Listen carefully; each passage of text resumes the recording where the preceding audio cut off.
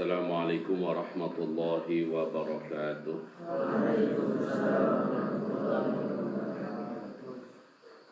Alhamdulillahi rabbil alamin. Wa bihi nasta'inu ala umuri dunya wad din. Ashhadu an la ilaha illallah wa ashhadu anna sayyidana wa habibana Muhammadan abduhu wa rasuluh la nabiyya ba'dah. Allahumma la sahla illa ma ja'altahu sahla wa anta taj'alul hazana idza syi'ta sahla.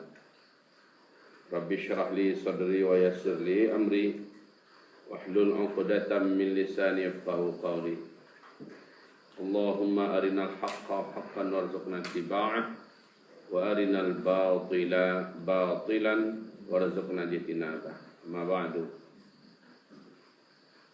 Yang pertama sekali kita bersyukur kepada Allah Subhanahu wa taala. Hari ini kita memasuki puasa Ramadan yang keempat 1441 Hijriah. Alhamdulillah, malam tadi kita telah melaksanakan ibadah tarawih. Kita tidur, kita qiyamul lail, tahajud, kita berzikir dan kita baca Quran. Kita sahur, kita berdoa kepada Allah Subhanahu wa taala, dan kita menyahut azan, kita melangkahkan kaki menuju masjid, kita salat sahih atau salat sunat tahiyatul masjid, kita telah melaksanakan salat sunat fajar, dan barusan selesai kita melaksanakan salat fajar berjamaah dan juga zikir. Segala-galanya dengan rahmat Allah Subhanahu wa taala.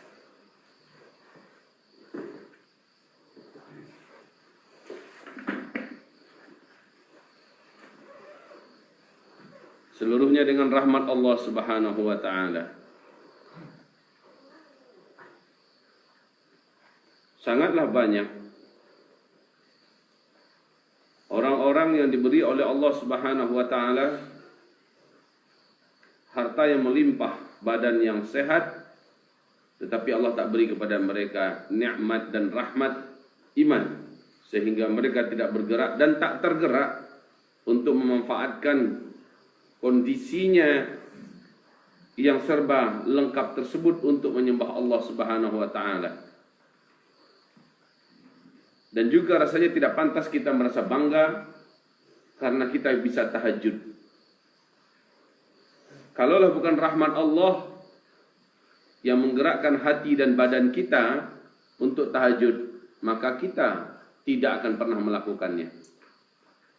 Sebagaimana kalau ada di antara kita yang bersedekah, berinfak, juga kalaulah bukan rahmat Allah, takkan tergerak hati kita dan tidak akan mau kita mengeluarkan harta kita untuk diinfakkan. Rahmat Allah adalah kata kunci yang patut untuk kita syukuri. Maka dengan itu kita ucapkan alhamdulillah bi ni'matihi tatimmus shalihat. Kemudian alhamdulillah ala kulli hal. Kemudian salawat dan juga salam kita untuk Habibillah Sayyidina Muhammad Rasulullah sallallahu alaihi wasallam. Perjuangan dan pengorbanan beliau, akhirnya mata rantai dakwah dan risalah yang diembannya sampai ke zaman kita ini. Dan kita alhamdulillah masih tetap menjadikan risalahnya sebagai way of life kita.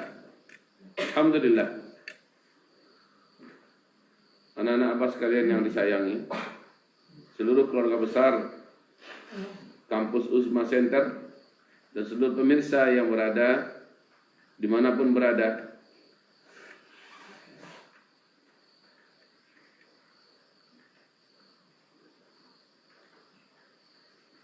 mengingatkan satu pesan penting. Tugas saya hanya sekedar mengingatkan saja lagi. Akhir 2019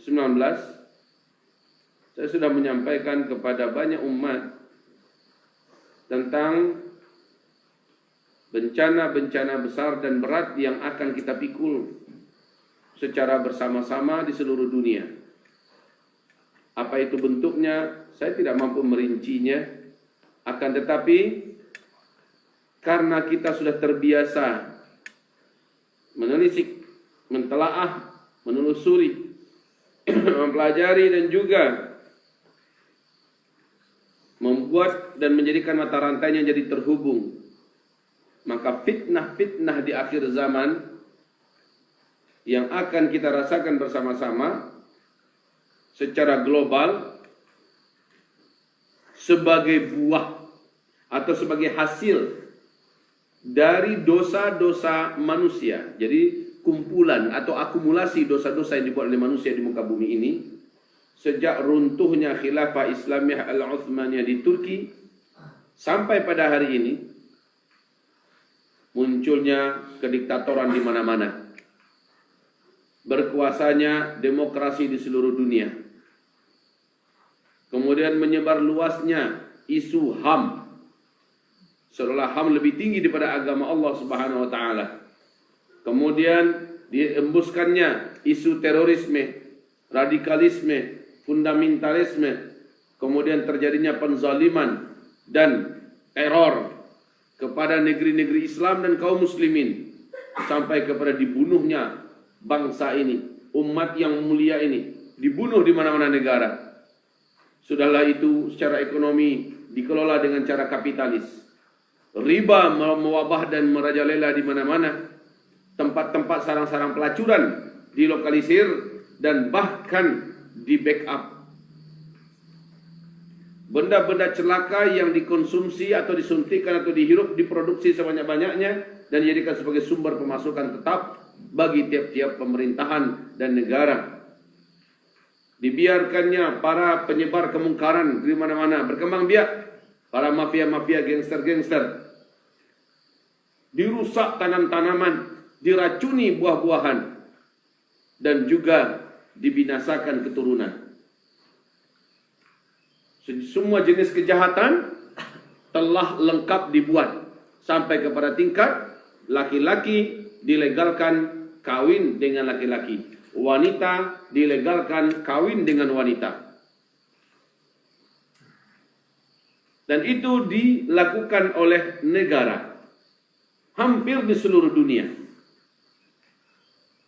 Ulama-ulama diperangi, dimusuhi, ditangkap, disiksa, dibunuh. Orang-orang beriman juga tidak luput daripada kezaliman dan kejahatan itu.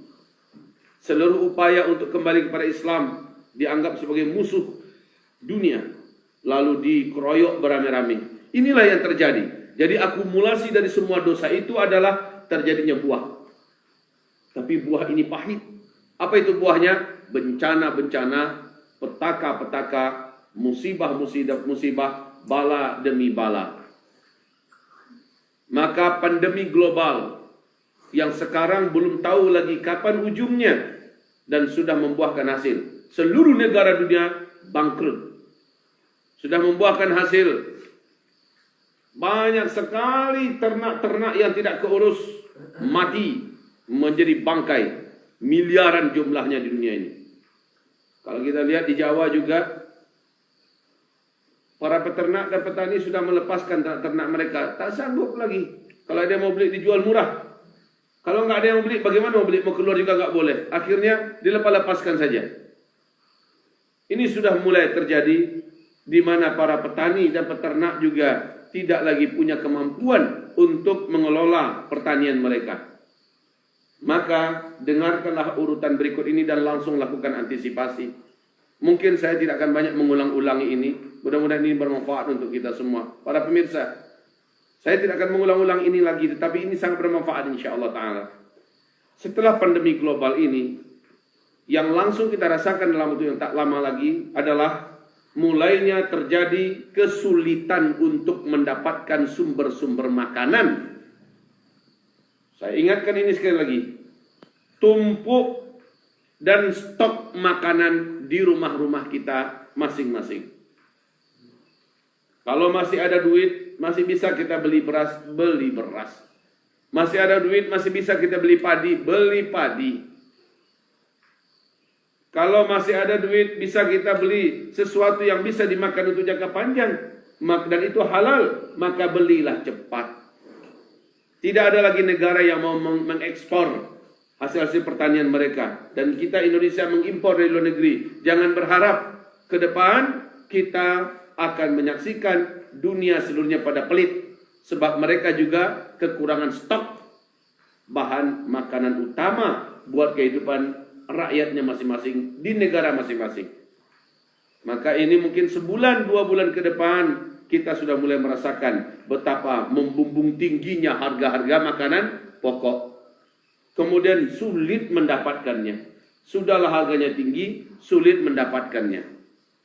Yang paling parah nanti yang tinggal di kota-kota besar, yang minim lahan pertaniannya, warganya bergantung kepada pekerjaan, pabrik-pabrik, usaha ini dan usaha itu yang sekarang di-stop karena kehendak Allah Subhanahu wa taala dengan menjangkitnya wabah corona yang ada hari ini. Akhirnya orang-orang yang tinggal di kota-kota besar akan menyaksikan peristiwa yang susul menyusul. Sulit mendapatkan makanan, kelaparan memuncak di mana-mana, kemudian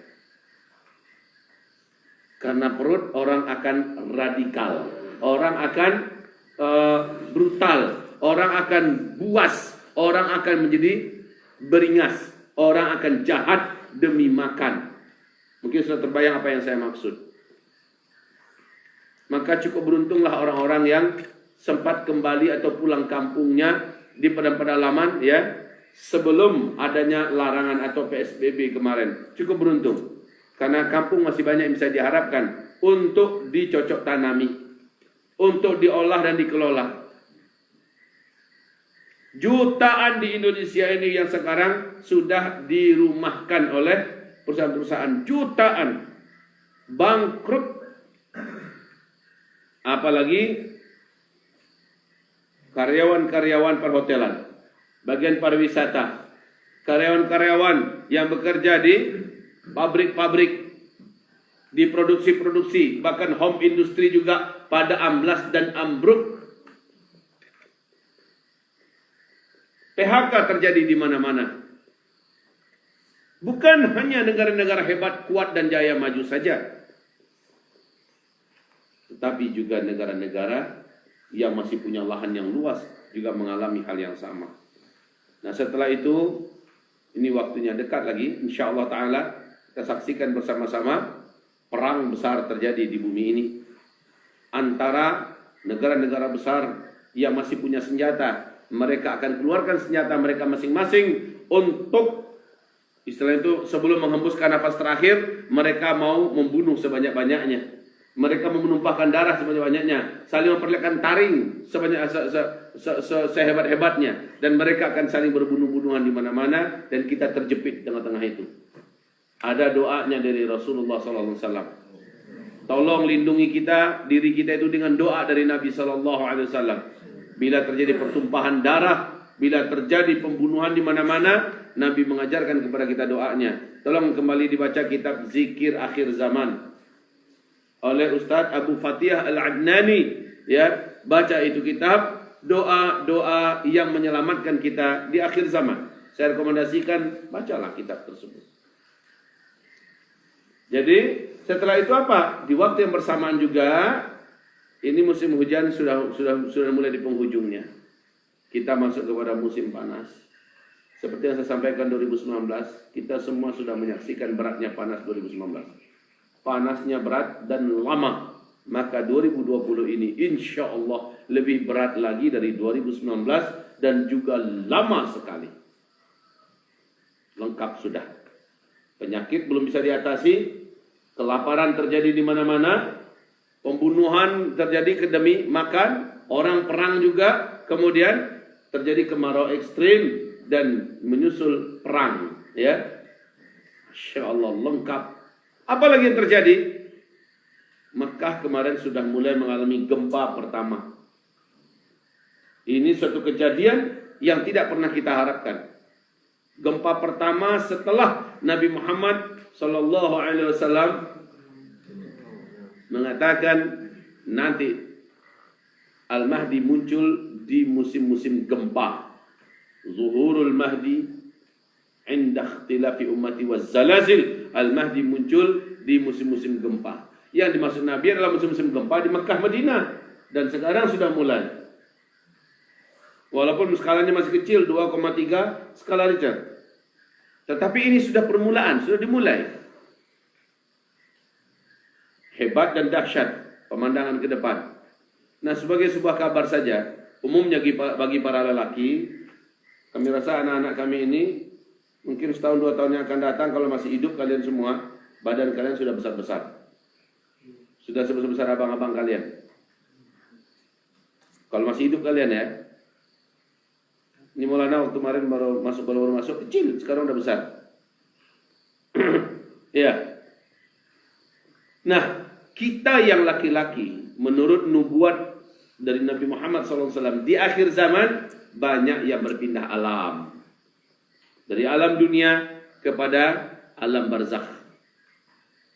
Jadi yang usianya sekarang masih 15, 16, mungkin, hanya Allah yang Maha tahu, mungkin menyicipi masa-masa remaja dan dewasanya itu di alam barzakh. Kalau ada yang berumur panjang, alhamdulillah. Ustaz, kalau nggak terjadi apa-apa bagaimana? Ya syukur, alhamdulillah, kita berdoanya itu, kita berharapnya itu. Tapi kalau sudah terjadi, ya sudah, kita persiapkan diri kita saja. Maka beruntunglah Hafiz yang sudah menghafal Quran.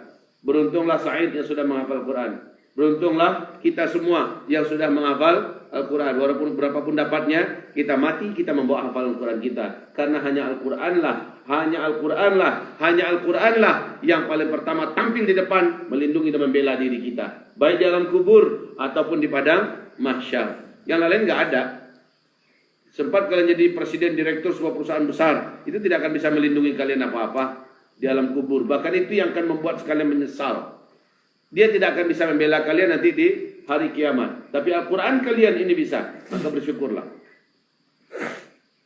Berjanji dan bertekadlah kalian pada diri sendiri di depan Allah Subhanahu wa ta'ala. Kalian tidak akan pernah berpisah dengan Al-Quran kalian. Begitu. Jadi ini yang disampaikan. Hari-hari berat ke depan tidak dapat kita hindari. Ya, kepada para pemirsa, saran saya tetap saja stoklah makanan di rumah-rumah Anda. Selama masih masa PSBB, pembatasan sosial berskala besar ini di berbagai provinsi di seluruh Indonesia, saya berharap maksimalkan sekali lagi doa setelah beramal soleh sebanyak-banyaknya, doa dan teruslah berdoa. Menyesal Anda nanti kalau hari-hari yang sangat berat Anda berdoa, Allah tak mau lagi kabulkan, karena Allah akan prioritaskan pengkabulan doa orang-orang yang telah nyinyir berdoa ketika suasananya masih belum sampai ke tingkat puncak yang mengerikan. Sekarang masih bisa kita berdoa sebanyak-banyaknya, tapi nanti doa kita sudah Allah tidak pedulikan lagi. Ketika itu sudah terjadi, kita mau apa? Baru saat itu kita berdoa. Allah lebih utamakan doanya orang-orang yang dari dulu-dulu sudah berdoa. Nah, ini yang bisa disampaikan pada subuh hari ini. Mudah-mudahan dipegang oleh kita semua dan diterapkan, dipakai untuk menjadi kerjaan kita dalam beberapa hari ke depan. Tumpuk makanan, siapkan apapun yang bisa mempertahankan hidup kita di masa-masa sulit ke depan. Bahkan istilahnya parang-parang golok-golok pun siapkan di rumah. Ya, asah dia, standby. Kenapa? Karena kita tak tahu apa dan siapa yang akan datang ke depan. Ya, yang penting kita siap siaga, itu yang paling penting. Kalau ternyata tidak terjadi apa-apa, sujud syukur kita lama-lama kepada Allah Subhanahu wa ta'ala. Kalau terjadi apa-apa, kita sudah siap. Makanan sudah ada, ya. Parang dan pacul, ya, sudah siap juga untuk melindungi makanan tersebut dan keluarga kita. Karena orang akan merampok di mana-mana nanti. Orang akan menjarah di mana-mana. Semoga Allah melindungi kita semua dan semoga kita semuanya selamat ya rabbal alamin. Amin. Dan masalah corona ini entah kapan akan selesai, kita serahkanlah pada Allah. Yang penting hanya kita berdoa, luluskan kami, selamatkan kami Allah, dan sabarkan kami, kuatkan kami, bentengi kami. Itu yang patut kita lakukan. Barakallahu fikum jami'ah. Subhanakallahumma bihamdika asyhadu an la ilaha illa anta astaghfiruka wa atubu ilaik. Assalamualaikum warahmatullahi wabarakatuh.